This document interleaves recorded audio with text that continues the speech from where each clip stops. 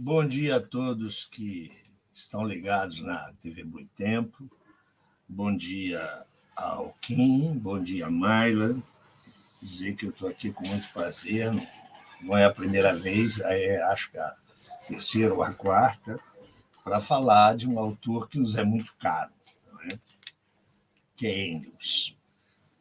O que me foi pedido é conversar exatamente sobre o período de juventude do Engels, que está registrado neste volume da coleção Marx Engels, que a Boitempo lança aí para o pessoal do Clube do Livro agora em outubro e comercialmente numa escala maior a partir de novembro.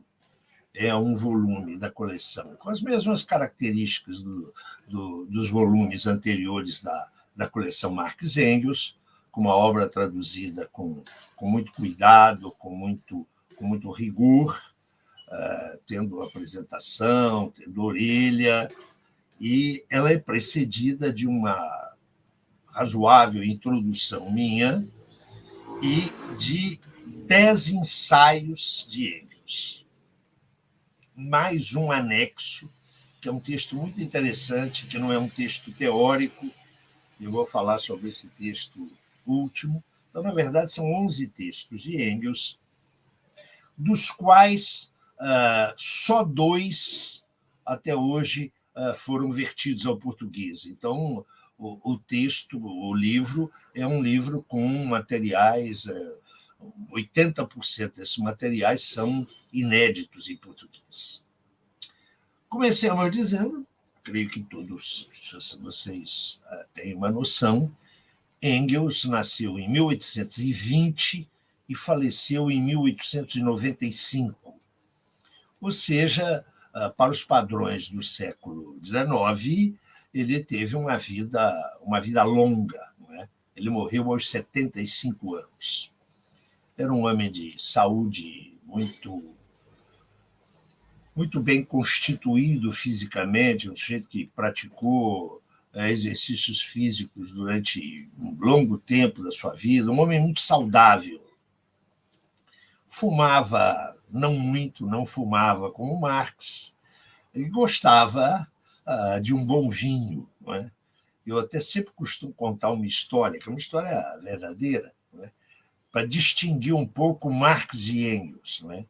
Os dois companheiros e camaradas de mais de 40 anos de militância política, de colaboração teórica e de amizade ímpar, não é? Mas que eram tipos muito diferentes. Não é? Eu costumo chamar a atenção para essa diferença. Num documento, tornou-se um documento, era um jogo de salão, não é? Muito comum na Inglaterra vitoriana, da Rainha Vitória, e que eu sou um homem também do século, estou falando para vocês do século XXI, mas eu sou um homem do século passado, né? Engels e Marx, de 2 séculos passados. Mas esse jogo a que eu vou me referir agora, até os anos 50, lá no estado onde eu nasci, ele tinha reverberação. Eu não sei qual é a natureza do público que está nos ouvindo, mas certamente é um público jovem, não tem experiência disso, mas os pais e os avós de vocês certamente conhecem algo disso. Esse jogo consistia no seguinte: uma jovem, especialmente uma jovem, não um jovem, tomava um caderno, na primeira página do caderno, fazia uma série de perguntas, formulava questões, 10, 15 questões. E aos seus amigos, ao seu círculo familiar, submetia essas perguntas. E as pessoas respondiam às perguntas. Uma das filhas de Marx, no final dos anos 50, princípios dos anos 60 do século XIX, fez um caderno desse, que está conservado até hoje. Hein? O caderno existe. E fazia uma série de perguntas. Uma das perguntas mais ou menos o seguinte, eu não vou traduzir literalmente. Uma das perguntas o que você acha mais importante no mundo? E um dos primeiros a responder, se não o primeiro, foi o próprio Marx. A menina deu para o Marx, para o pai responder. E o pai respondeu que o que ele mais admirava no mundo era a capacidade de combater, de defender ideias, de defender princípios. Páginas adiante está a resposta do Engels para a mesma pergunta. O que você mais admira no mundo? E o Engels respondeu: um Chateau Margaux 1848. Ou seja, enquanto Marx respondia com grandes princípios, Engels, conversando com uma adolescente, dizia: olha, eu gosto muito de um vinho francês, o Chateau Margaux 1848. Eu diria que isso dá um pouco a imagem de Engels, que foi um importante combatente revolucionário, um revolucionário, e, ao mesmo tempo, um homem de um extraordinário bom humor, um homem com uma cabeça. Eu fiz o prefácio do livro, a apresentação do livro, sobre o qual nós vamos discorrer hoje, falando sobre o jovem Engels, e eu não resisti a terminar o prefácio com uma frase que pode parecer paradoxal para muitas pessoas. Eu termino dizendo: olha, Engels permaneceu sempre jovem. Engels foi um homem, uma figura, uma personalidade simpaticíssima, além dos seus méritos intelectuais, políticos e revolucionários. O primeiro problema que se me pôs quando me foi feita a sugestão de escrever um volume sobre a produção do jovem Engels seria exatamente determinar o que é o período de juventude do Engels. Não sei se vocês sabem, mas há na psicologia social e também na historiografia uma discussão muito grande acerca de quem é o jovem, né? O jovem Marx, o jovem Gramsci, o jovem Lukács. Essa mesma discussão existe com relação a Engels. O que considerar como obra de juventude, como trabalho de juventude com relação a Engels? Eu fiz uma opção que eu justifico ao apresentar o volume, que não é uma opção consensual. Né? Boa parte dos estudiosos de Engels consideram que os seus textos de juventude são aqueles que vão até 1844. E essa não é uma divisão, eu diria, arbitrária. Não é? Em 1844, ele já tem coletado um material daquela que será a sua obra mais importante desse período, embora ela seja publicada no ano seguinte. Eu estou me referindo àquela obra que é clássica, A Situação da Classe Trabalhadora na Inglaterra. Em 1844, ele já tinha colhido todos esses materiais. E quem trabalha com essa noção de que a produção do jovem Engels vai até 44, leva em conta que no segundo semestre deste ano, 1844, começa a sua colaboração intelectual e a sua relação de amizade com Marx. Né? Eles têm um encontro histórico, não é o primeiro encontro entre eles, mas é o encontro que sela a sua colaboração intelectual e abre o enorme espaço da sua relação de fraterna amizade. É um encontro que eles têm nos finais de agosto, princípios de setembro, provavelmente entre a última semana de agosto de 44 e a primeira semana de setembro, também do mesmo ano, de 1844, quando Engels regressa da Inglaterra e passa em Paris, especialmente para se encontrar com Marx. Eu não trabalhei com esta cronologia. Eu avancei um pouco mais para considerar a juventude de Engels. Eu não tomei por base o signo final, o ano de 1844. Eu trabalhei com o final do ano de 1848 e princípios de 49. Por quê? Porque eu penso que as concepções do jovem Engels são postas à prova precisamente na Revolução de 1848, que, como vocês sabem, no caso da Alemanha, começa em março de 48 e em julho de 49 ela está derrotada. Me parece que a experiência de Engels durante o processo revolucionário, não é? E, sobretudo, uma experiência que ele inicia ao lado de Marx em 1846, é constitutiva do seu universo juvenil. Se trabalharmos com essa minha visão, eu considero que o período de juventude de Engels, enquanto produtor intelectual, vai dos seus 19 anos incompletos, 1839, até também os seus 29 anos incompletos, que é o final de 1848, princípios de 1849. É nesta década, 1839, 1844, 49, que eu situo a juventude de Engels.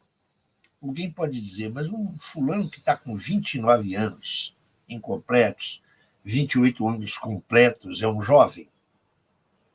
Para quem tem 74 anos, como eu, nem jovem é um infante. Não é? Mas eu quero dizer que essa discussão poderia se alongar muito. Mas quero lembrar, por exemplo, que no caso de Lukács, né, o grande teórico húngaro, que inclusive tem uma coleção dedicada a ele na Boitempo, Lukács se considera a obra de 1923 de Lukács, História e Consciência de Classe, uma obra muito famosa. Há inúmeros autores que se referem a essa obra como uma obra de juventude de Lukács. Eu quero lhes lembrar que Lukács nasceu em 1885, portanto, ele estava já com mais de 30 anos, ou em torno de 30 anos. Então, se é possível tratar assim a juventude de Lukács, não me parece equivocada a consideração da obra de Engels até o final de 1848 como obra da sua juventude. De qualquer maneira, isso não é a questão mais importante. A questão mais importante é o que situar como obra significativa de Engels neste período. O meu ponto de partida para montar esse volume foi considerar algo que me parece muito tranquilo se a gente leva em conta o leitor brasileiro, mas não só.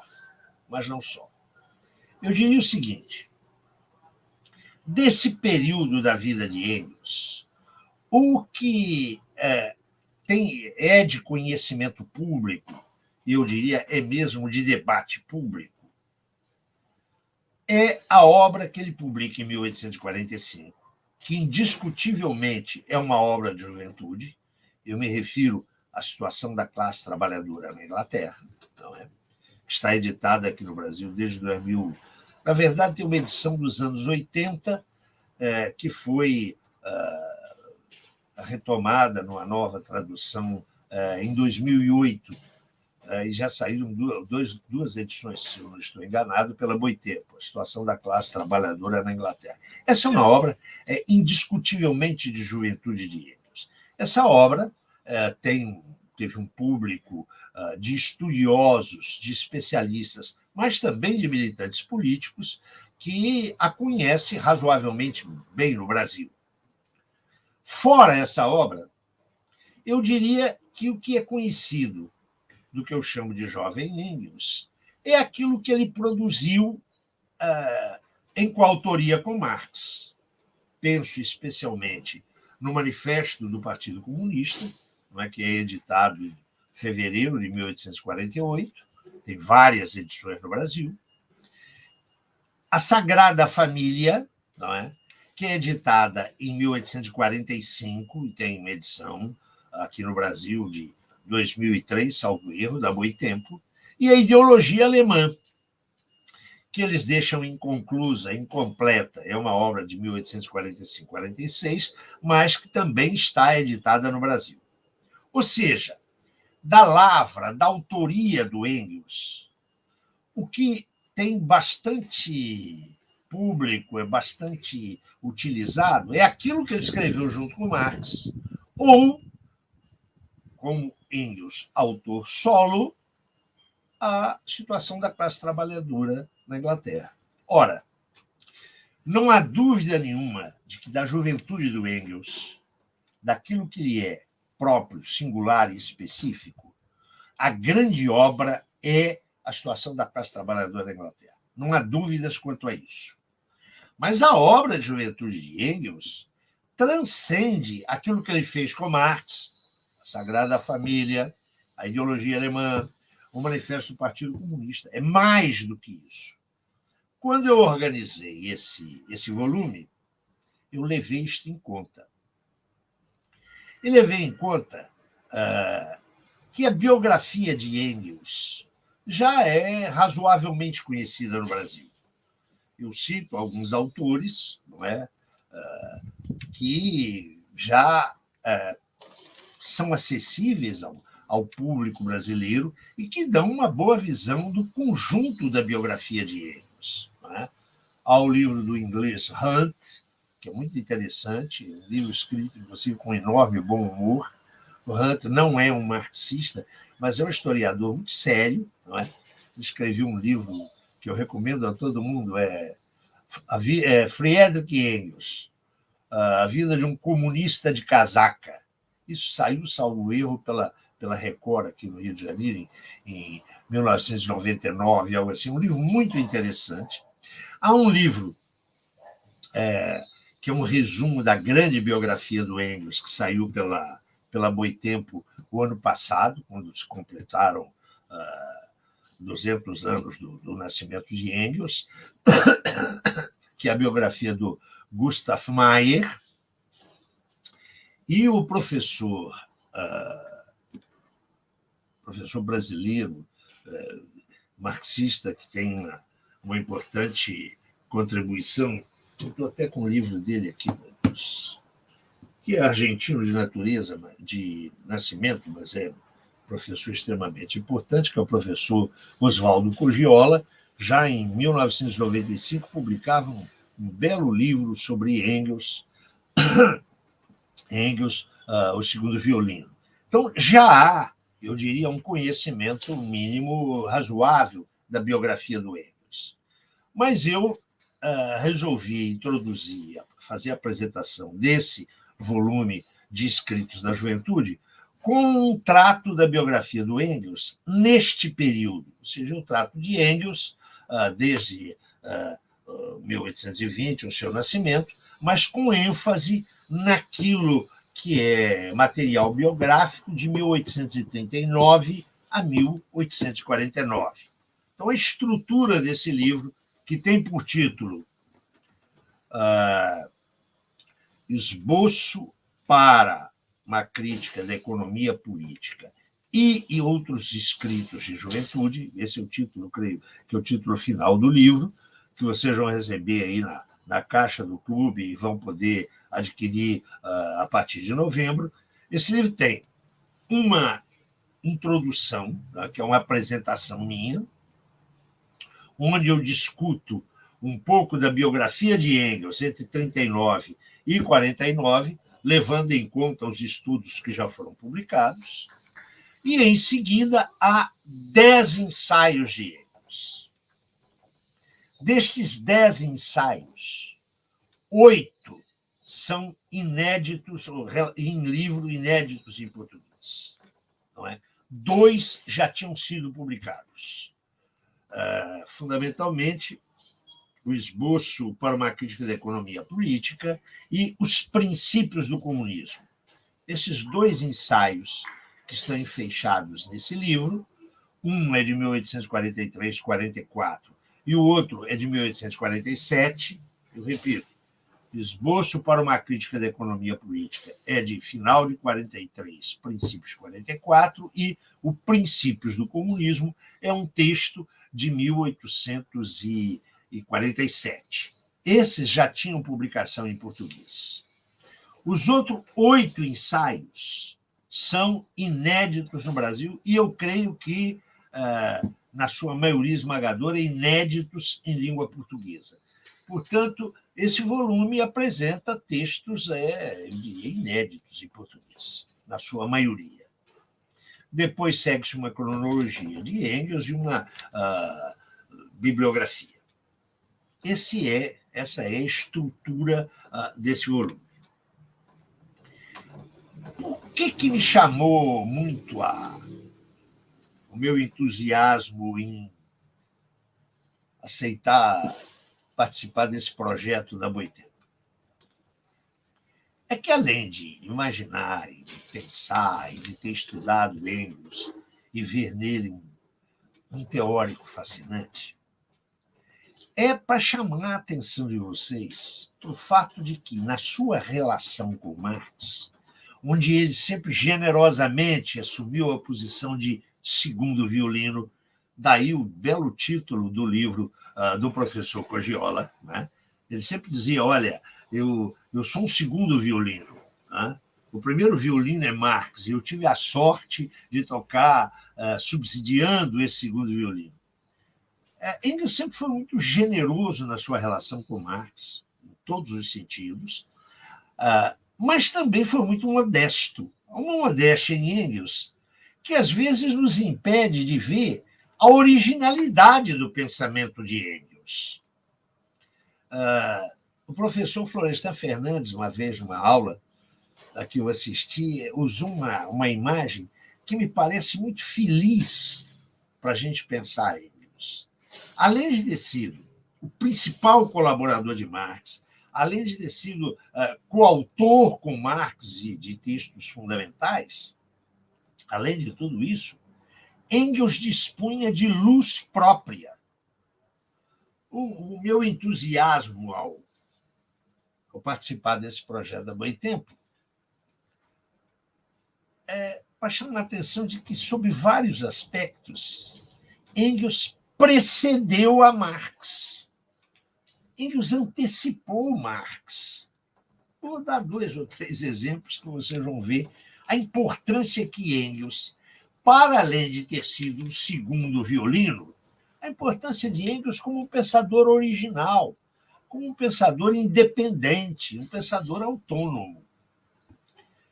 Em 1843, vocês sabem o que o Marx escrevia sobre o comunismo e o que ele pensava sobre o comunismo?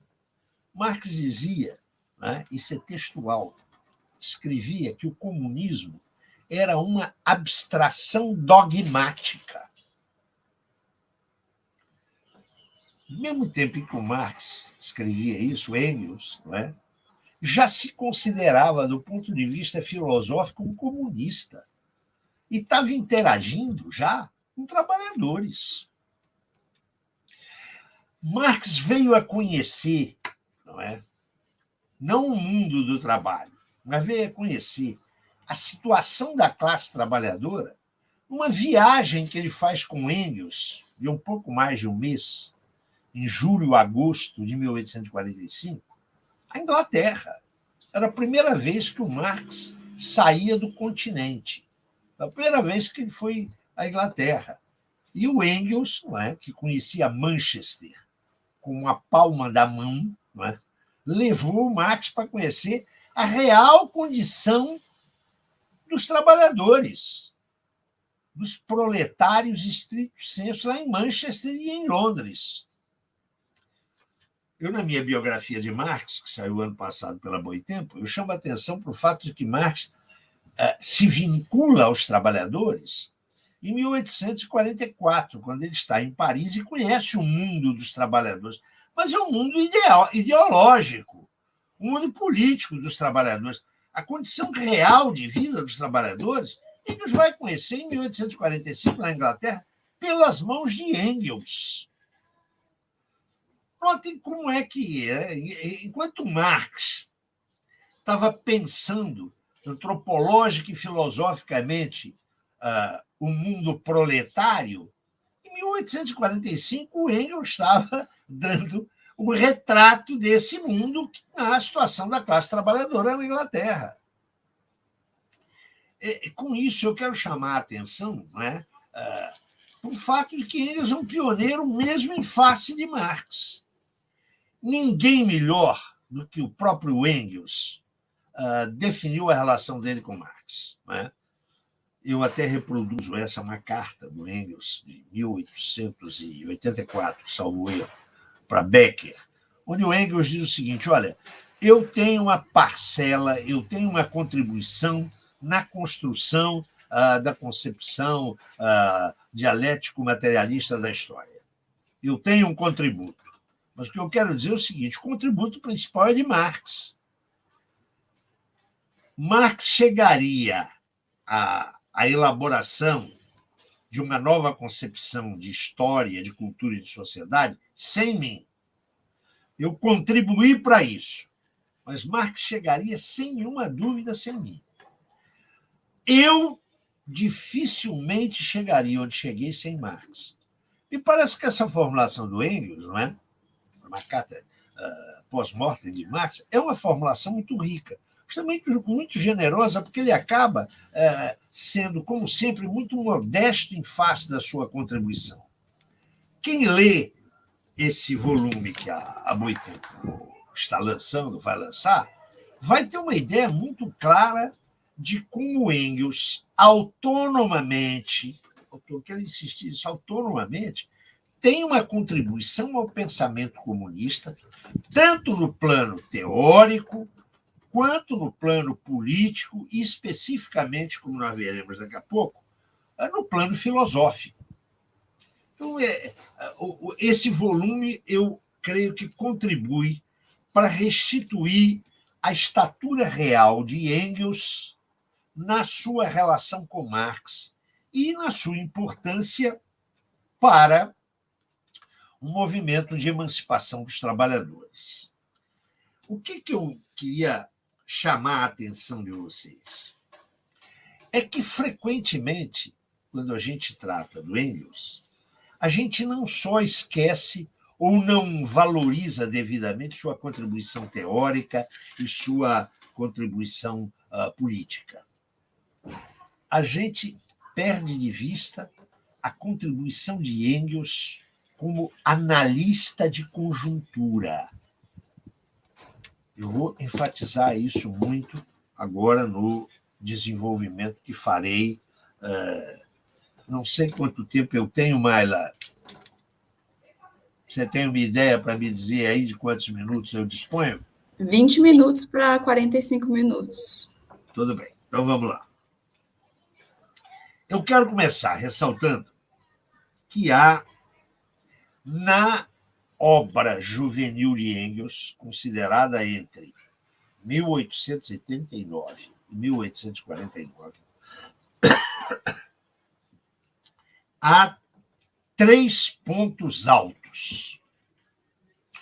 O ponto mais alto, aquilo que é o mais importante da sua produção juvenil, é a obra de 1840, publicada em 1845, A Situação da Classe Trabalhadora na Inglaterra.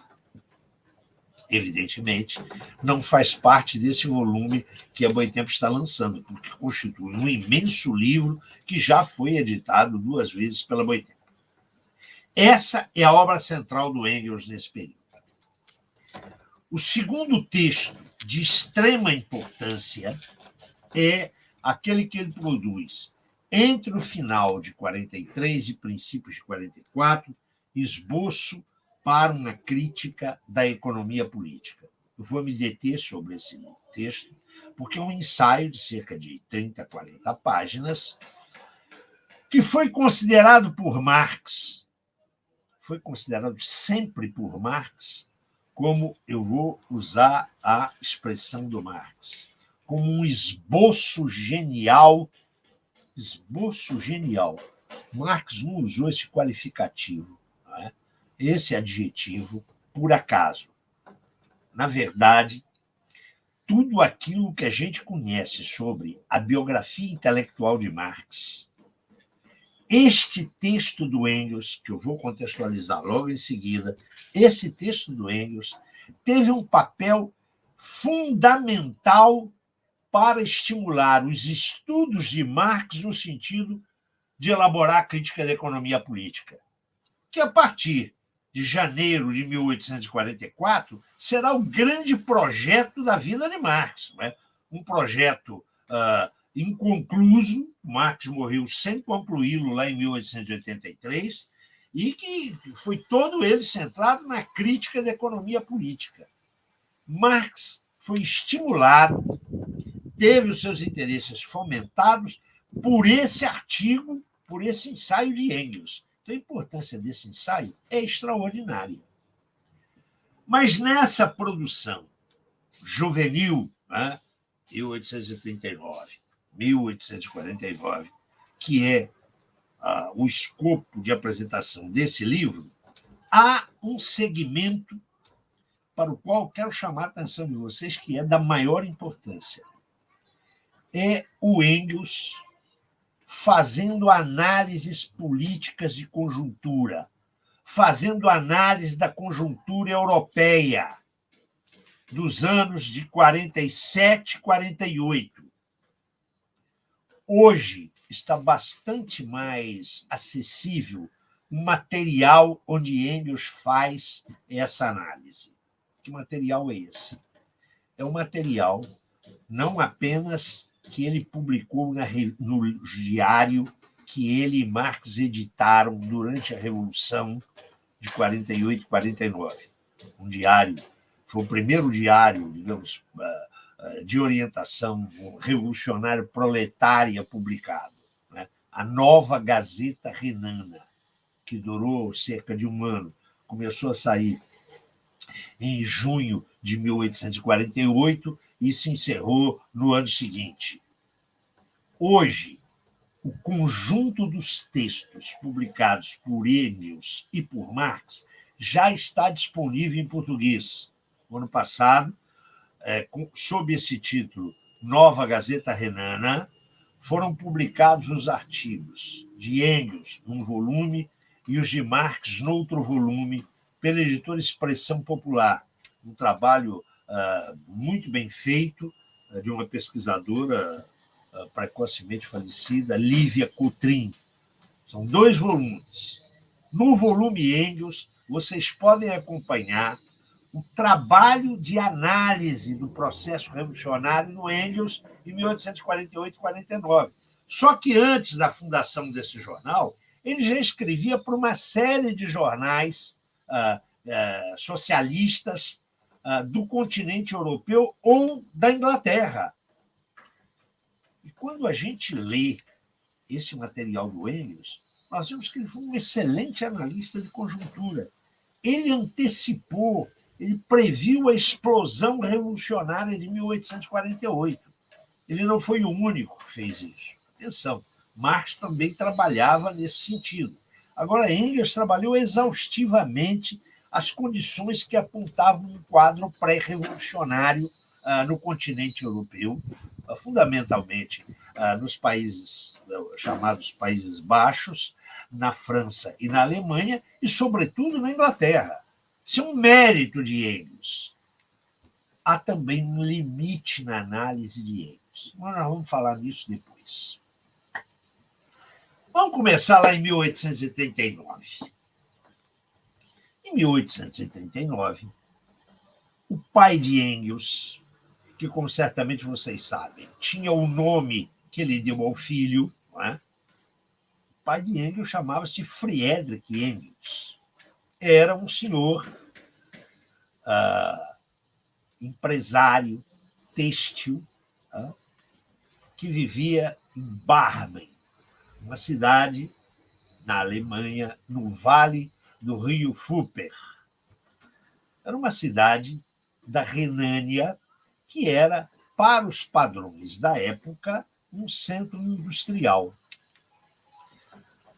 Friedrich Engels era casado com uma mulher, Franziska, Elisabeth Franziska, que não vinha de uma família de industriais, vinha de uma família de intelectuais. O pai da mãe de Engels, né? O pai do pai de Engels era um industrial, né? O empresário capitalista. A mãe de Engels era filha de um pedagogo extremamente respeitado na Alemanha. Era uma mulher de cultura sofisticada, de gostos sofisticados, com a qual, aliás, Engels sempre teve a melhor relação a vida inteira. Com o pai, o Engels teve conflitos. E teve conflitos por quê? Porque o Engels era o primogênito do casal, né? Além de Engels, houve mais 8 filhos, 3 homens e 5 mulheres. Um dos homens faleceu precocemente. Os outros 2 rebentos seguiram as trilhas do pai, viraram empresários capitalistas. Engels, não é? Foi criado, era o primeiro filho, e foi criado para ser o sucessor do pai. Não é? O que o velho Engels fez? O velho Engels deu ao filho a melhor instrução fundamental, mas não o deixou ir para a universidade. Não, o senhor não vai para a universidade, não. O senhor vai aprender a negociar, a ser um empresário. E, em 1839, mandou para fazer um estágio numa empresa de importação e exportação de um amigo do pai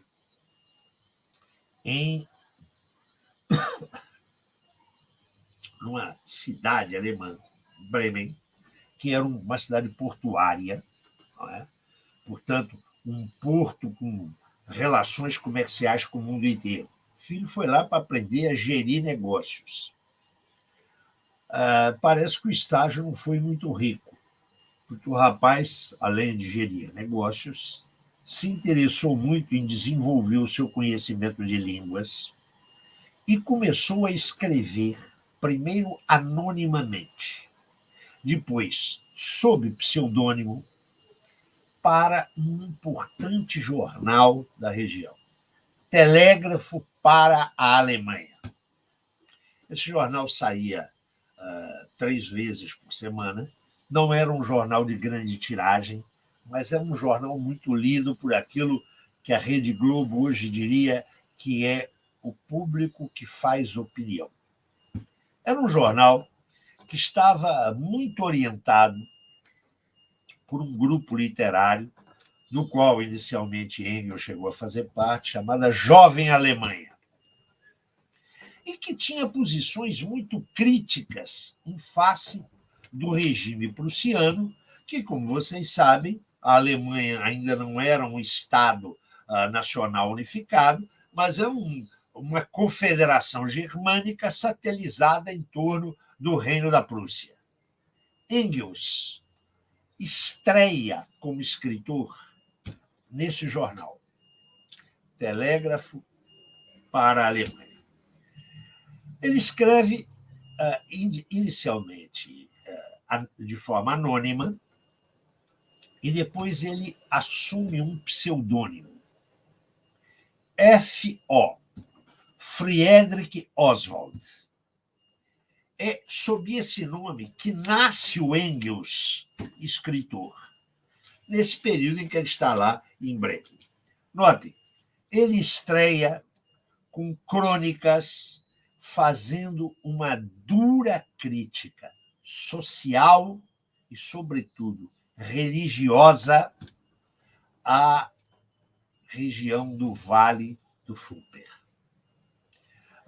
Os artigos que ele escreve causam comoção, todo mundo interessado em saber quem era o autor, quem era esse tal de Friedrich Oswald, e é bom saber que ele guardou segredo, inclusive da família, durante um largo tempo.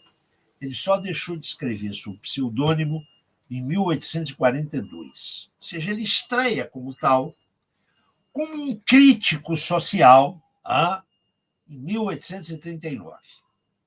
Em 1841, o pai o chama de volta a Bremen e o põe a trabalhar lá nos escritórios da sua empresa têxtil.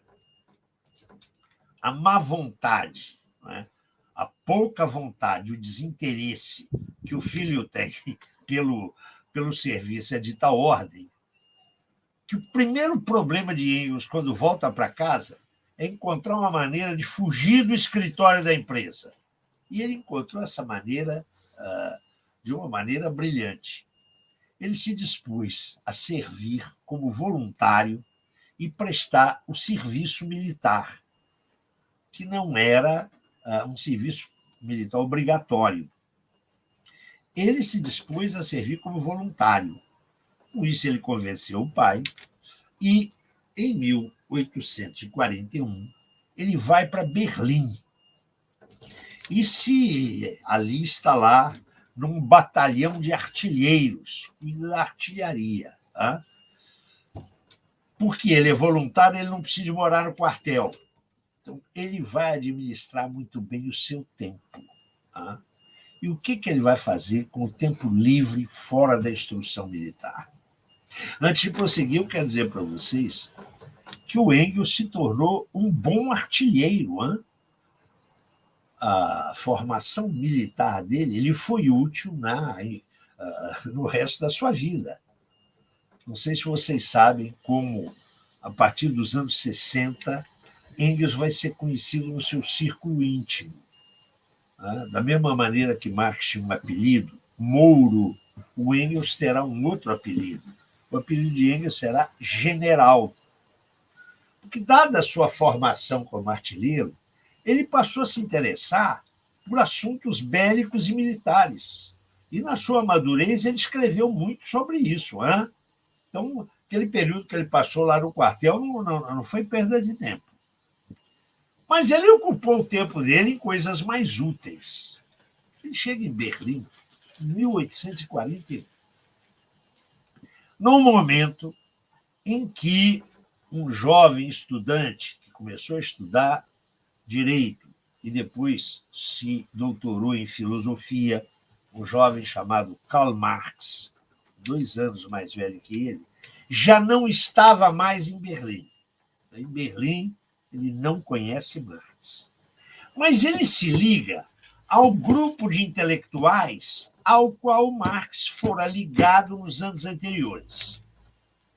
Esse grupo de intelectuais tinha claramente um líder, um filósofo, que foi muito amigo de Marx, e depois Marx rompeu com este filósofo e com o grupo que ele liderava. Esse filósofo chamava-se Bruno Bauer, que foi um jovem intelectual, ele era mais velho que o Marx, cerca de 9 anos, mas que exerceu uma liderança muito grande nas polêmicas da filosofia que tinham por cenário a Universidade de Berlim. A Universidade de Berlim, desde meados da década anterior, nós estamos falando de 1841, desde meados da década anterior, a Universidade de Berlim se constituíra num centro de debates com uma vida filosófica muito viva. E ali se desenvolve a chamada esquerda hegeliana, ou os jovens hegelianos. Marx esteve circulando em torno dessa gente, liderada, do ponto de vista da organização acadêmica, liderada por Bruno Bauer. Do ponto de vista intelectual, com uma forte ligação, um filósofo que também se afastara, por outras razões, se afastara de Berlim. Eu me refiro a Ludwig Feuerbach, autor que vai ter a maior importância na evolução de Marx e de Engels. Porque neste ano, 1841, Feuerbach publica um livro que teve um enorme impacto, um livro intitulado A Essência do Cristianismo, onde Feuerbach faz uma interpretação materialista de algumas das ideias que vinham de Hegel. Esse livro de Feuerbach vai ter uma enorme influência sobre Marx, sobre Engels e sobre os chamados jovens hegelianos, que, quando Engels chega lá, estão vivendo um período de imensas dificuldades, Porque se, a partir de meados da década anterior, eles tinham um espaço muito importante na Universidade de Berlim, a partir de 1840, esse espaço vai se restringir. E por quê? Porque sobe ao trono da Prússia Frederico Guilherme IV, que sucede ao seu pai, falecido em 1840. Zé Frederico Paulo, Guilherme. 45 minutos, tá? Meu Deus do céu, eu vou apressar rapidamente, então. Frederico Guilherme IV odeia Hegel, que morreu em 1831, e os hegelianos, e traz para a Universidade de Berlim um antigo companheiro de Hegel, mas que rompera com Hegel em 1807, o filósofo Friedrich Schelling. O monarca traz Schelling para Berlim para infernalizar a vida dos jovens hegelianos. É nesse momento que Engels está lá. Engels, no seu tempo livre, participa do círculo de Bruno Bauer e vai à universidade, tem atividades acadêmicas, frequenta as conferências de Schelling. E agora, por favor, atenção, esse é um momento muito importante da evolução dele. Ele percebe claramente que Schelling está ali para destruir a herança de Hegel e, portanto, para passar um trator, um rolo compressor no movimento dos jovens hegelianos. Engels, que não tinha curso universitário, que não fez curso universitário, estava lá observando isso, escreve 2 panfletos contra Schelling. E é um dos primeiros, olha a importância do jovem Engels, e é um dos primeiros a fazer uma crítica frontal às ideias de Schelling. Ele publica isso sob pseudônimo. Parte desses textos nós estamos editando nesse volume, O Jovem Engels. Muito bem. Engels, na volta para sua cidade natal, em 1841, 42, passa para conhecer a redação do jornal Gazeta Renana. Atenção, Gazeta Renana. Onde escrevia o tal de Karl Marx. Engels quer conhecer o tal de Karl Marx. Não o conhece, porque Marx não estava lá na redação. E ele se encontra com um filósofo chamado Moses Hess, que trabalhava na Gazeta Renana. Esse Moses Hess era um tipo meio amalucado, que tinha uma teoria muito curiosa. Ele escreveu um livro chamado A Triarquia Europeia, onde ele dizia, e eu vou resumir aqui por causa do tempo de maneira quase caricatural, ele dizia o seguinte: olha, a Europa viveu até agora 2 revoluções. Por isso o título Triarquia, hein? 3. A primeira revolução foi a revolução religiosa. Foi a reforma que teve núcleo a Alemanha de Lutero. A segunda revolução foi a revolução política. Foi a Revolução Francesa, que teve por núcleo a França. Mas virá aí uma terceira revolução. Uma revolução social que vai sair da Inglaterra.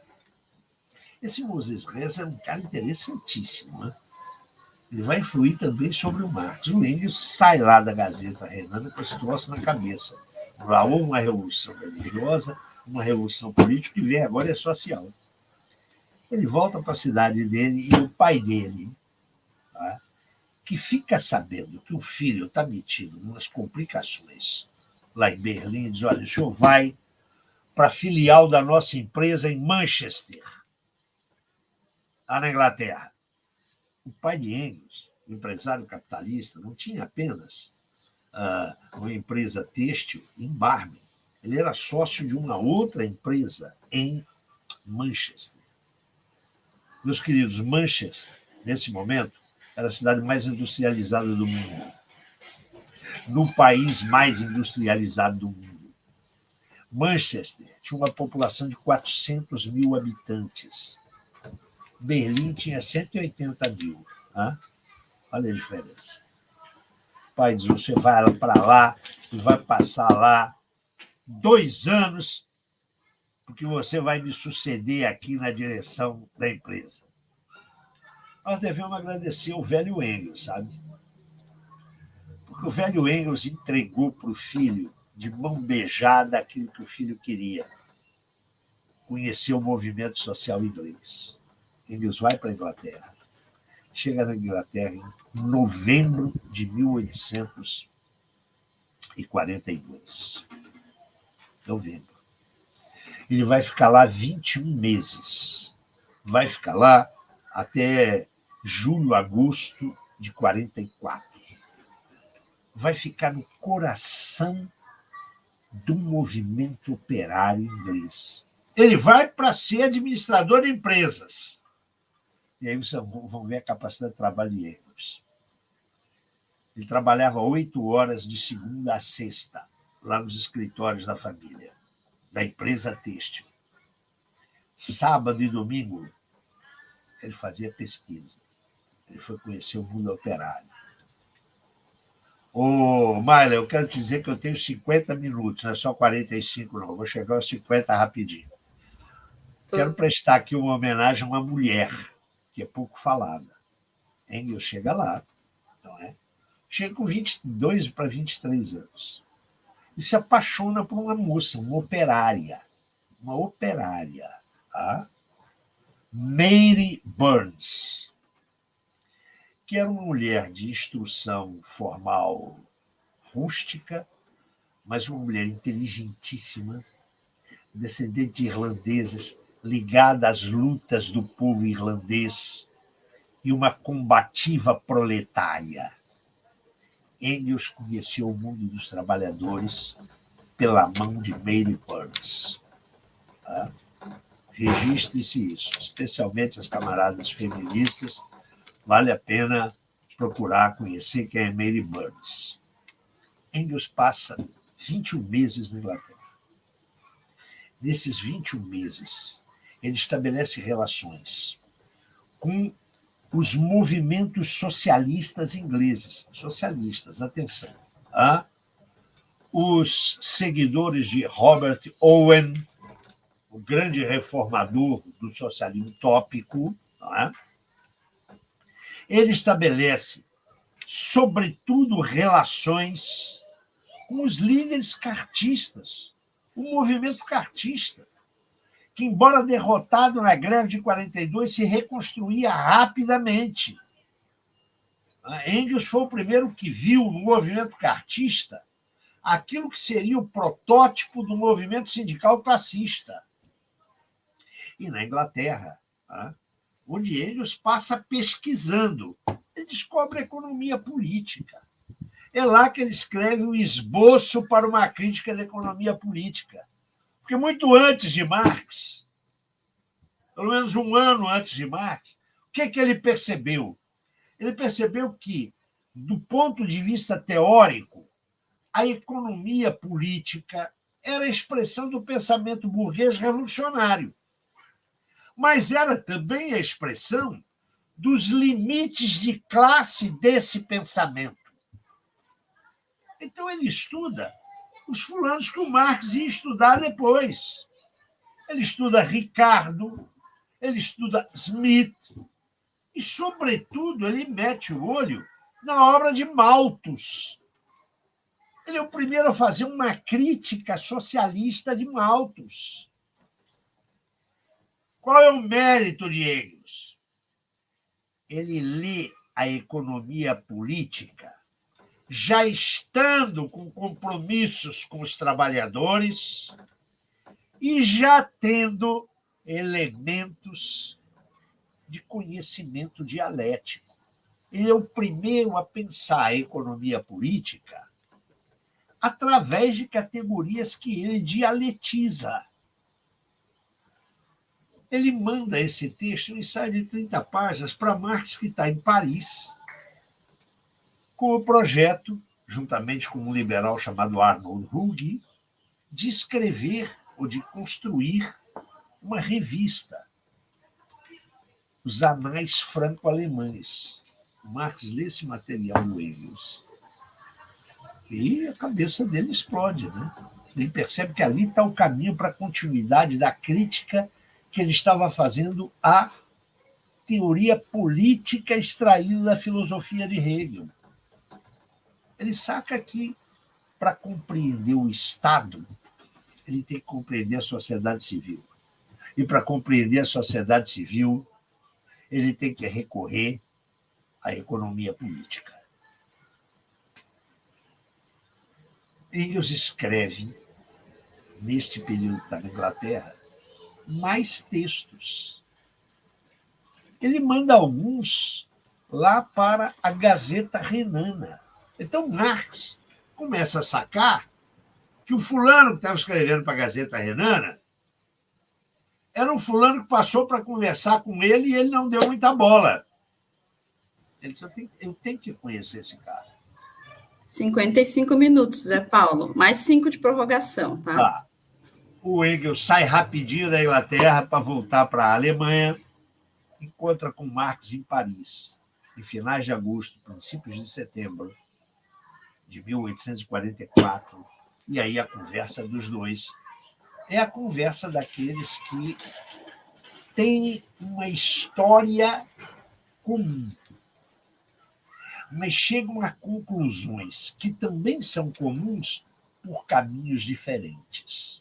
Marx pela pesquisa teórica, pela crítica da filosofia de Hegel, e Engels pelo contato com o movimento operário inglês, com o cartismo, e pela crítica que ele já está fazendo da economia política, e resolvem trabalhar juntos.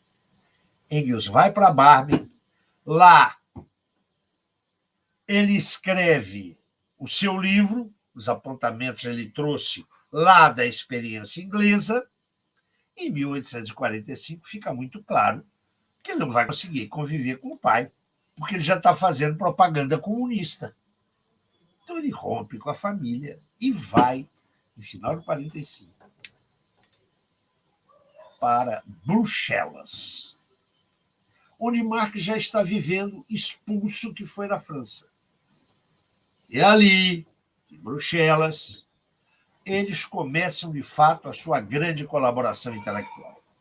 Engels leva Marx na viagem que eu lhes mencionei, não é? A Inglaterra, volta, redigem o que puderam redigir da ideologia alemã. E, atenção, em 1846, começa uma experiência que eu estou convencido que faz parte da juventude de Engels, que é a experiência da organização política dos revolucionários. Isso começa lá, em Bruxelas, com o Comitê de Correspondência Comunista. Engels vai viver entre Bruxelas e Paris para organizar um comitê em Paris. E aí, os líderes da Liga dos Justos, que Engels conheceu lá em 1843, na Inglaterra, os procuram dizendo, olha, queremos que você e esse tal de Marx participem do nosso congresso, no qual nós transformaremos a Liga dos Justos em Liga dos Comunistas. Eu vou abreviar, porque eu só tenho 5 minutos e a Mayla está olhando de cara feia para mim.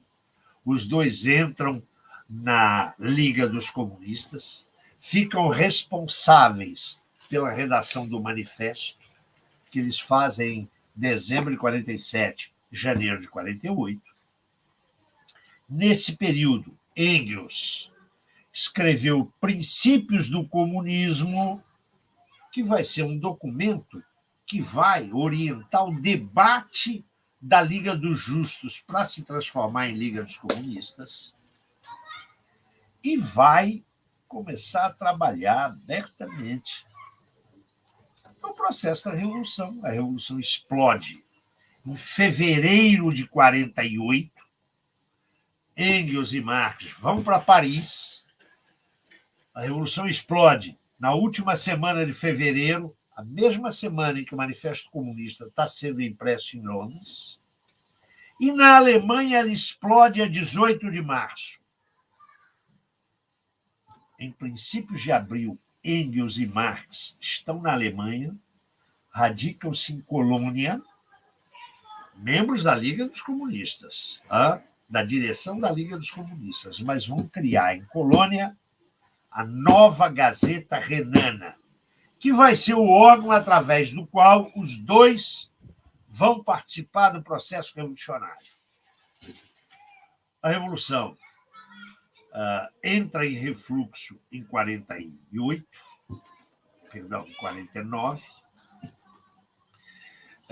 Em maio de 49, a nova Gazeta Renana é fechada. Marx é obrigado a ir para a França.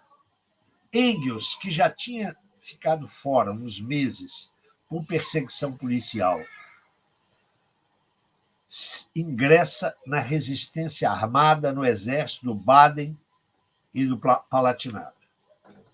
Ele participa de alguns combates, os combates finais da Revolução, e em julho de 49 ele vai, com o resto do exército derrotado de Baden e Palatinado, ele vai para a Suíça, onde ele fica algum tempo, e na Suíça ele vai para a Inglaterra, onde ele chega em novembro de 49, e lá, junto com Marx, eles iniciam o seu longo exílio. Eu estou convencido, notem, de que a formação política de Engels inclui a sua intervenção na Revolução Alemã. Em 2 minutos eu termino. Porque ele e o Marx foram os teóricos daquela Revolução. Mas desde 46, nos seus artigos para a imprensa operária, na sua intervenção na Liga dos Justos e depois na Liga dos Comunistas, Marx e Engels elaboraram uma teoria da Revolução para 48. Eu disse para vocês que um dos méritos do Engels foi ter previsto na sua atividade jornalística a Revolução de 48. Mas havia um problema. Ele e Marx estavam convencidos de que esta revolução, no caso da Inglaterra e no caso da França, levaria ao poder o proletariado, enquanto na Alemanha ela teria uma direção burguesa, mas seria o prelúdio da Revolução Proletária. Essa projeção mostrou-se falhada. Não houve revolução na Inglaterra. Na França, o resultado foi o golpe de Luiz Bonaparte, em 51.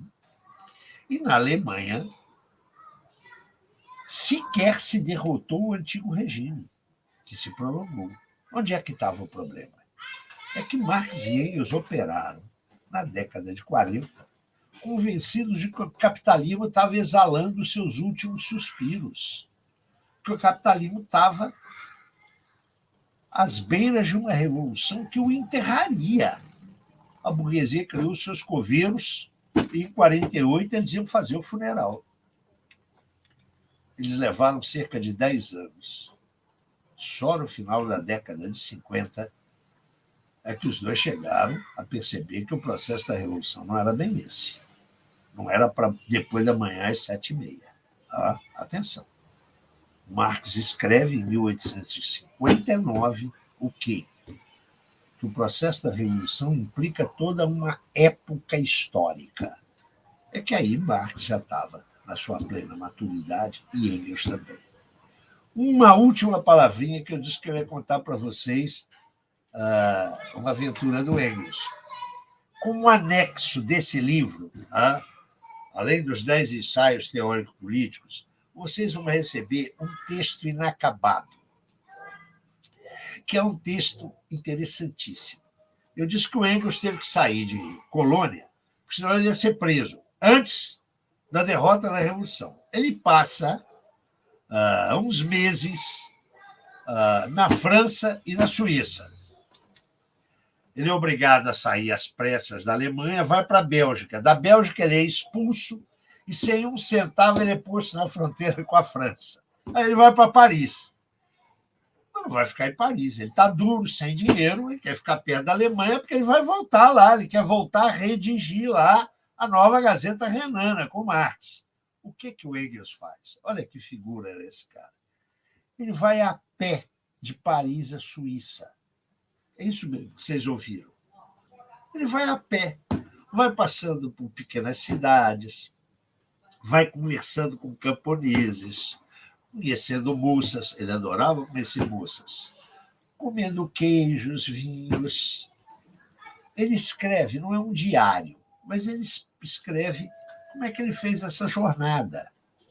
É muito legal, é uma peça literária, onde você tem história, tem política e tem o olho de um observador arguto, irônico, inteligente. Ele queria transformar esses apontamentos em uma obra. Ele não teve tempo para isso. Mas ele deixou esse documento, que é de Paris a Berna, que nós colocamos nessa obra de juventude, nesse volume, como um apêndice. É delicioso ler isso. Em suma, esse livro, eu queria ter umas 2 ou 3 horas para conversar com você, mas a Mayla já está lá com a cara feia para mim. Eu paro aqui e a gente conversa em seguida. Muito obrigado. Obrigada, Zé Paulo. Todo mundo deve estar me odiando, gente, mas para que fique claro para todo mundo, é terrível ter que interromper o Zé Paulo, né? Porque a gente queria ficar aqui ouvindo por horas, mas a gente também vai ter um espaço agora para responder, né, os questionamentos que vieram aí nos comentários. Mas antes eu queria eu mesma fazer uma pergunta, professor, que eu imagino que deva ser meio que um questionamento geral, assim, que as pessoas têm quando a gente faz essa divisão ou fala de uma juventude, né, de um período de tempo em que a pessoa viveu, produziu, militou, etc. O que eu queria perguntar é quais que são as principais diferenças entre o Engels, daquelas obras iniciais ali que na maioria são compartilhadas com o Marx, e o Engels da origem da família, o Engels do anti-Dürer, o Engels da dialética da natureza. Quais são os substratos daquele Engels da juventude para esses outros desenvolvimentos do seu pensamento? De que forma que esses últimos trabalhos se diferenciam daqueles trabalhos da juventude dele? Mais ou menos isso. Ô, Marla, a tua pergunta é uma maravilha. Era com isso que eu queria encerrar, se eu pudesse dar a aula inteira. E eu brinquei com você aqui o tempo todo que você estava olhando de cara feia para mim. Não estava. Estava me olhando com essa cara linda que você tem. Vamos lá. Uma peculiaridade do jovem Engels é que sempre quando se faz esse tipo de pesquisa, o jovem e o da maturidade, né? Em geral, se buscam momentos de ruptura, não é? Momentos de rompimento. Eu não quero entrar aqui nessa discussão. Não é? Eu quero dizer, por exemplo, que eu estou convencido, já disse isso no meu livro sobre Marx, que o Marx da maturidade não elimina o Marx da juventude. Para não falar nas diferenças do jovem Lukács para o Lukács da maturidade. Agora, no caso que nos interessa, é algo interessantíssimo. Por quê? Porque entre o jovem Engels, esse que está lá até 1849, segundo a minha proposta analítica, e o Engels que emerge depois, não há rupturas. Eu quero insistir nisso. A passagem do Engels, do jovem Engels, ao Engels da madurez, e vamos lembrar que a madurez do Engels se prolonga até os anos 90. Atenção! Seria importante dizer aqui, eu não posso me ocupar do velho Engels, mas saibam de uma coisa, o Engels morre no dia 5 de agosto de 1895. Ele trabalhou até junho 2 meses antes, o cara estava trabalhando. Claro que ele não estava trabalhando no mesmo ritmo da juventude dele, mas ele estava trabalhando. Então, a madurez, a maturidade do Engels é muito longa. Não há rupturas. Há transformações. E no caso de Engels, elas foram muito facilitadas. E foram facilitadas por quê? Vamos lá. Eu dizia que o Engels começa a trabalhar com Marx no segundo semestre de 44. Marx fica até o final de 44, na verdade, até o princípio, até fevereiro de 45, em Paris. Em fevereiro de 45, o governo prussiano pressiona o governo francês e expulsa o Marx de Paris. Marx vai para Bruxelas. O que Marx está fazendo e vai fazer em 45, 46? Num primeiro momento, só o Marx. O Marx vai dar continuidade ao trabalho dele, já começaram em Paris, que já começaram em 1844, lá nos manuscritos de 44. Nos manuscritos de 44, ele começa a começa uma crítica a Feuerbach, e já tem uma visão bastante crítica de Hegel. Embora eu sustente que Marx jamais vai romper com o lastro hegeliano, felizmente, senão ele não seria o grande pensador que ele foi. Marx chega em Bruxelas e na primavera, prestem atenção, na primavera de 45, as pessoas imaginam, os estudiosos datam isso de maio, mais ou menos, mas é importante fixar, na primavera de 45, ele escreve as famosas teses sobre Feuerbach. Aquelas 11 teses. Aquele documento, atenção, aquele documento já contém todo um programa teórico que Marx vai desenvolver com Engels, em 45, 46, na ideologia alemã. Certo? Engels chega, o Marx já elaborou as teses sobre Feuerbach, que Engels não conheceu aí, hein? Atenção, Engels só vai conhecer isso nos anos 80. É ele que vai publicar as teses sobre Feuerbach. As teses sobre Feuerbach são do Marx em publicação póstuma, 3 anos depois da morte do Marx. Mas Marx já estava com isso na cabeça. Quando Engels e Marx começam para trabalhar a ideologia alemã, e é ao cabo da ideologia alemã que Marx e Engels. Mas Engels dirá, o essencial daquelas concepções foi Marx que desenvolveu. Eu apenas ajudei. Ao final da ideologia alemã, o que nós temos de Marx e Engels? Quero lembrar que também a ideologia, que é uma obra inacabada, só foi publicada em 1932. Isso ficou tudo inédito. Mas a cabeça do Marx e do Engels não ficaram inéditas, né? Eles continuaram trabalhando. O que eles conseguem fazer em 45, 46? Os dois. Eles conseguem estabelecer a sua, os dois, concepção teórico-metodológica. Eles conseguem estabelecer, em contraposição à ideologia alemã, e depois, em 47, contra Proudhon, ficam claras as bases daquilo que alguns vão chamar de materialismo histórico. Outros vão chamar de marxismo. O Engels participa disso. Mas, ao contrário de Marx, ele não tinha uma elaboração filosófica tão sistemática quanto a de Marx. Então, para ele, a transição para esse momento novo não é uma transição de rupturas.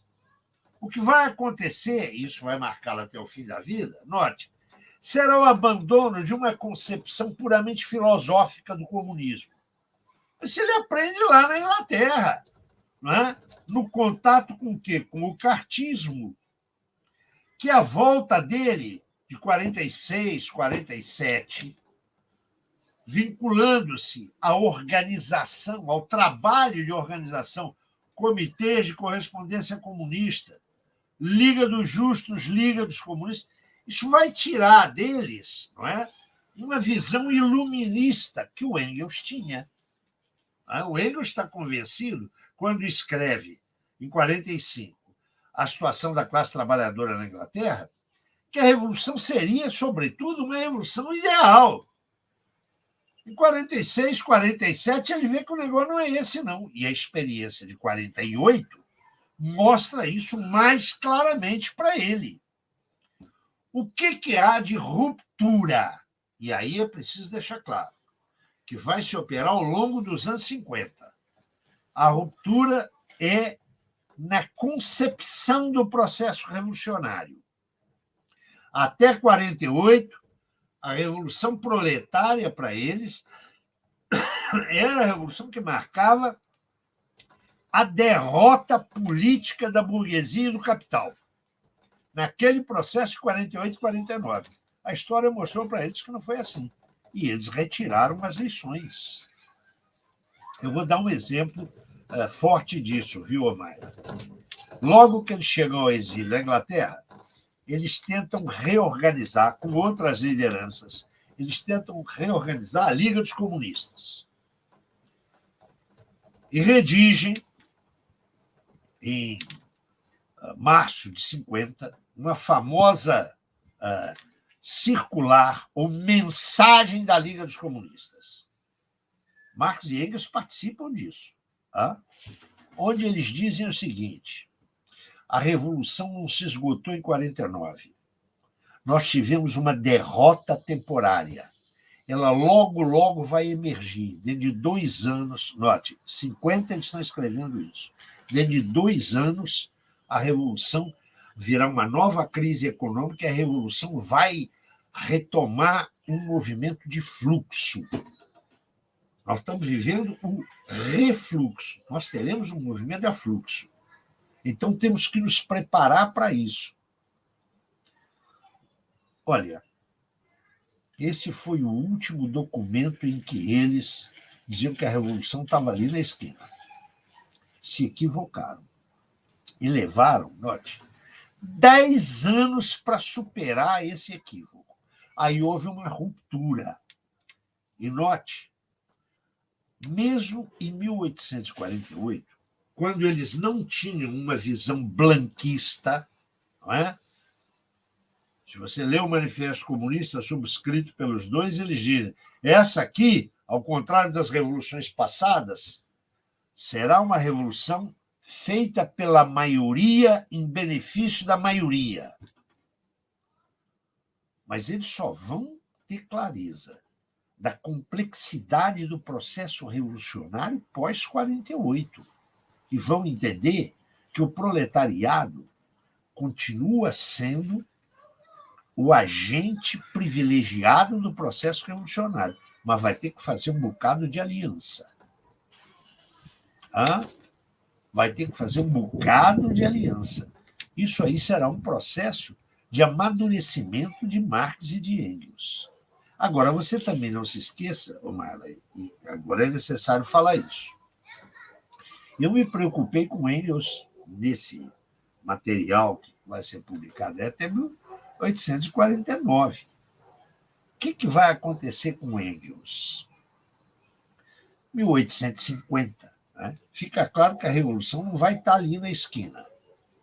As pessoas têm que comer, dormir, pagar aluguel. Como é que os revolucionários vão viver fora do quadro revolucionário? Os primeiros anos de Marx em Londres, eu descrevo isso na minha biografia do Marx e dezenas de outros comentaristas já fizeram isso. Né? Foram anos de miséria. Escuta, não é de pobreza, não. E miséria, miséria estrita. Ah, perdem um filho, não têm dinheiro para comprar o caixão. É isso mesmo que vocês estão ouvindo. Engels é o cara que diz, olha, alguém vai ter que cuidar disso. O que o Engels faz na abertura da década de 50? E é aí que nós vemos a grandeza desse homem. Ele se recompõe com a família e vai virar um gestor capitalista lá em Manchester. Vai assumir a empresa que a família mantém em sociedade com os Ehrman.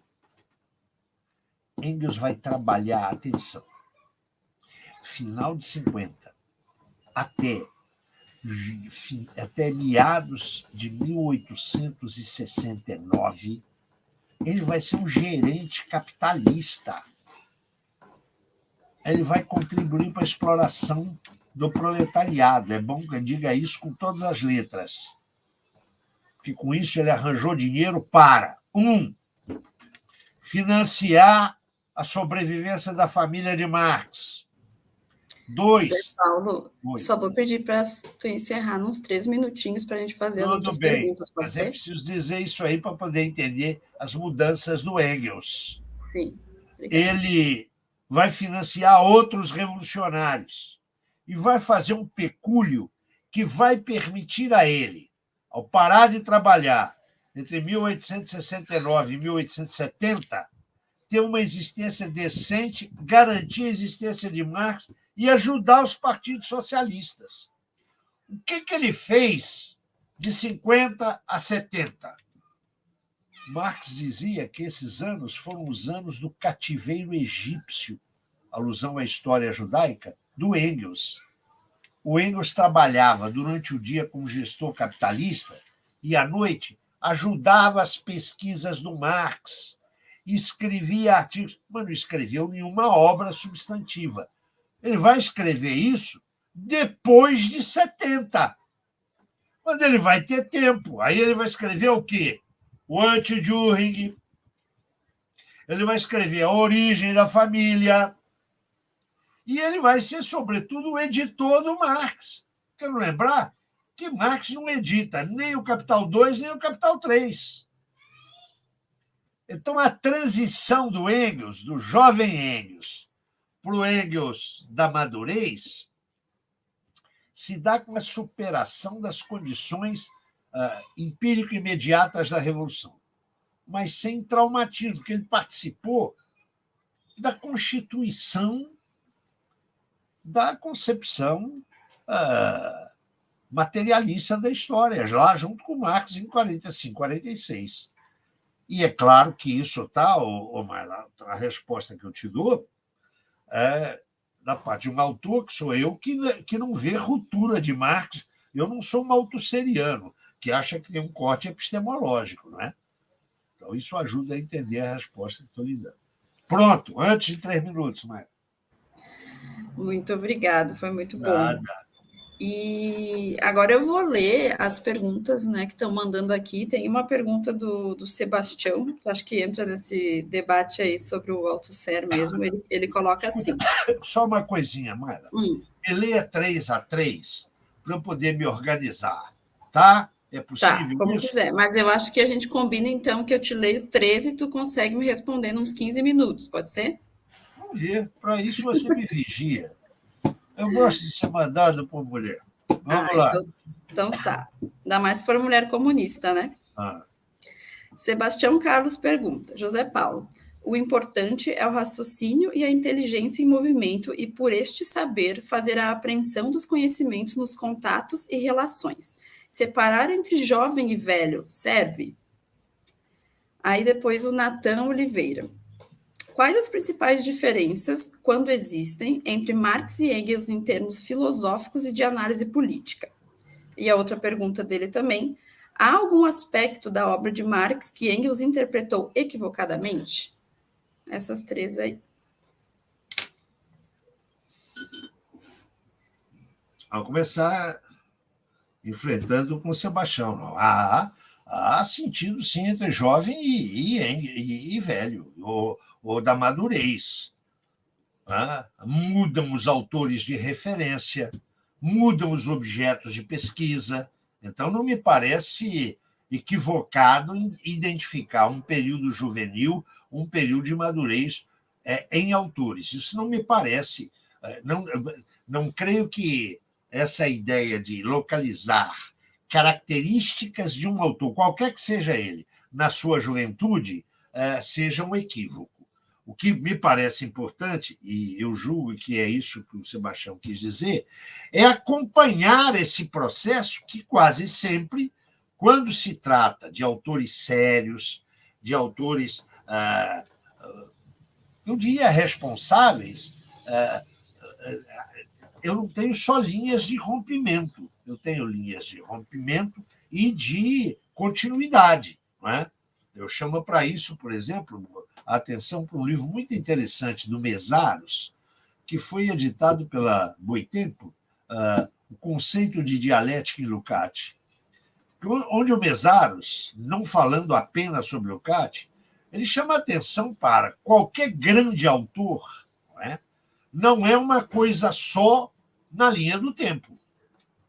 O grande autor avança, o grande autor faz giros, tem inflexões. O importante é perceber que, quando se trata de um grande autor, isso diz o Mesaros lá no Conceito de Dialética, no grande autor há sempre um núcleo original de ideias que se mantém ao longo da vida.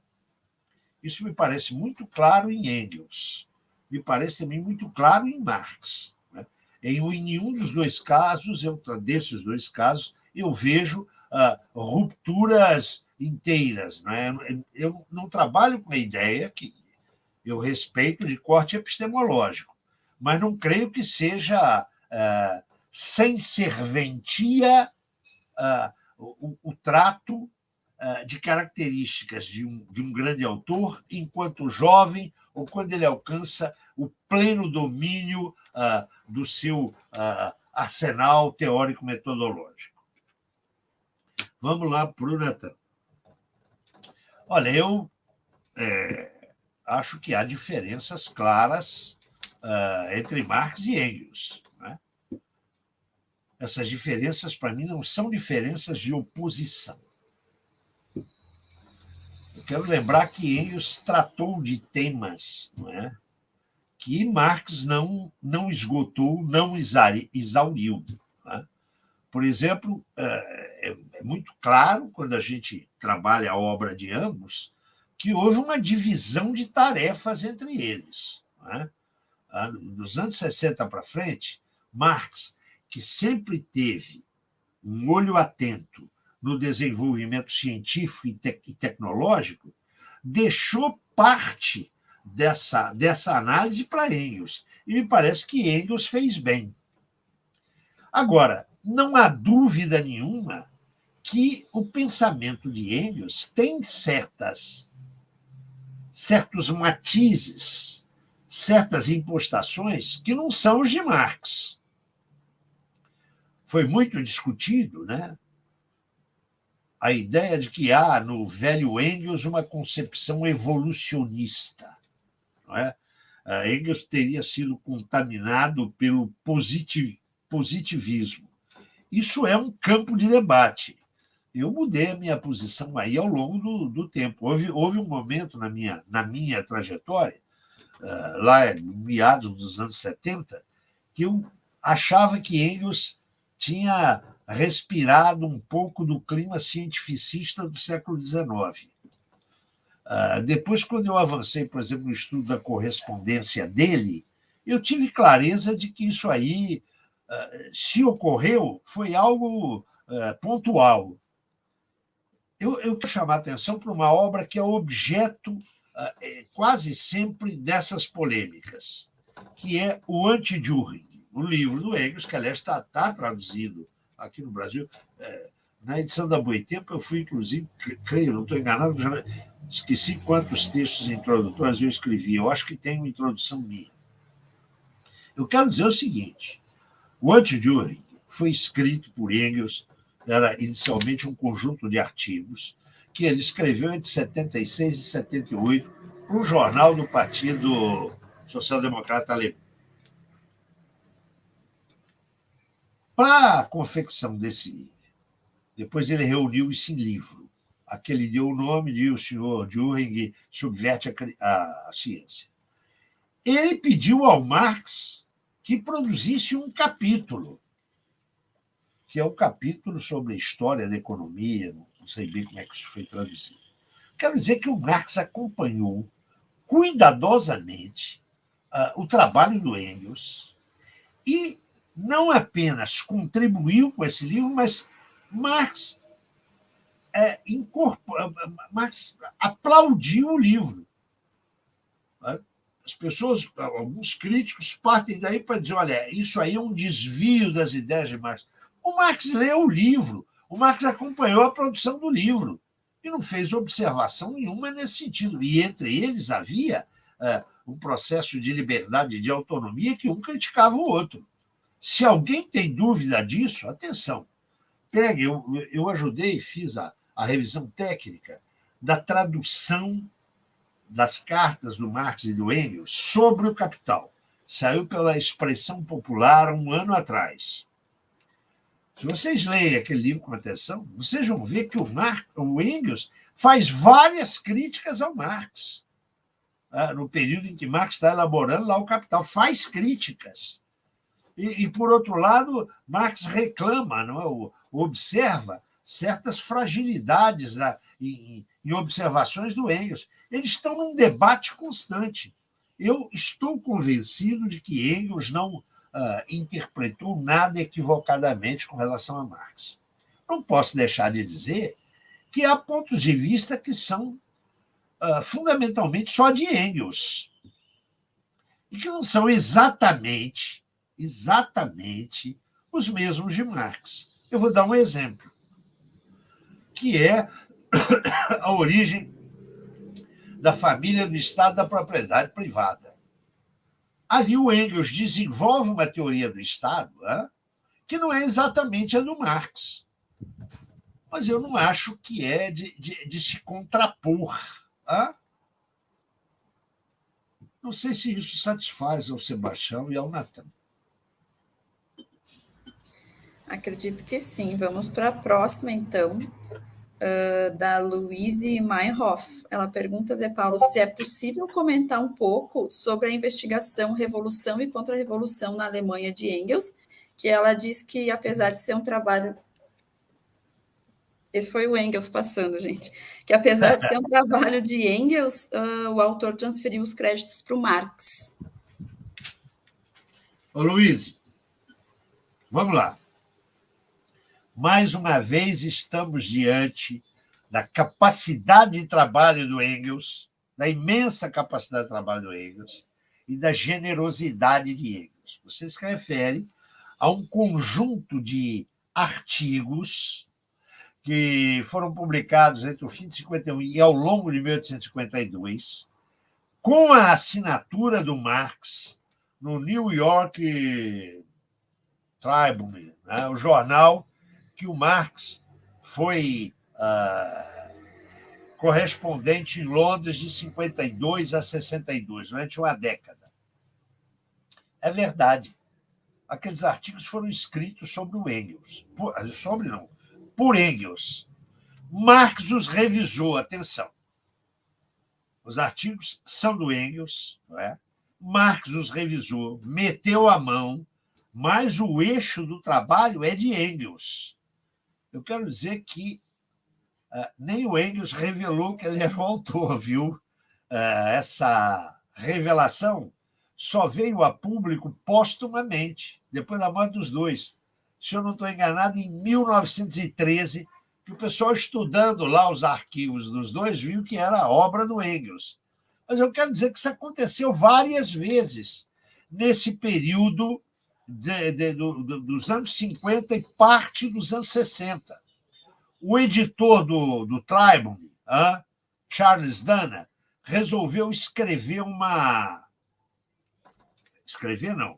produzir uma enciclopédia lá nos Estados Unidos. E consultou o Marx, e o Marx não queria fazer uns verbetes. Marx topou, e não tinha tempo para fazer os verbetes. Marx fez alguns, o Engels fez outros tantos. No meu livro, eu digo o total que corresponde, do total dos verbetes, o que corresponde a Marx e o que corresponde a Engels. Engels escreveu muito mais do que o Marx. Isso é uma colaboração do Engels, e isso aconteceu várias vezes. E o Revolução e Contra-Revolução na Alemanha é exatamente isso. Um conjunto de textos que o Engels escreveu, mandou para o Marx. Ele escreveu a pedido do Marx. Marx revisou, fez uma modificação aqui ou acolá e mandou para o New York.